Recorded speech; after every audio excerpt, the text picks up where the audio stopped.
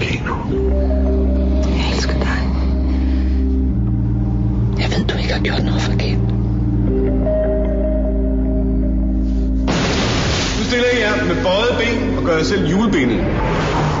Det er et eventyr, der handler om en trold, der tager en prinsesse til fange, og kun vil slippe hende fri, hvis hun kan sige troldens navn. Indtil en nat, hvor trolden taler i søvn og kommer til at sige det selv.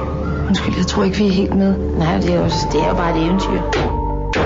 Du kan til at lyde lidt højere. Jo, det kan jeg sgu da sagtens.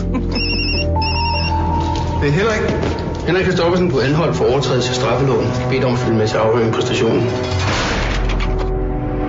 De andre indsatte spytter i jeres mad og tæsker af syndere sammen. Tiltalte er anklaget efter straffeloven. Det har jeg jo ikke gjort noget. Hvordan stiller du dig til anklagen? Ikke skyldig.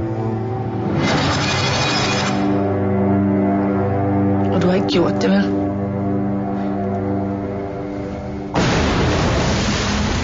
Det er ligegyldigt, hvad jeg siger, så kommer jeg til at virke skyldig.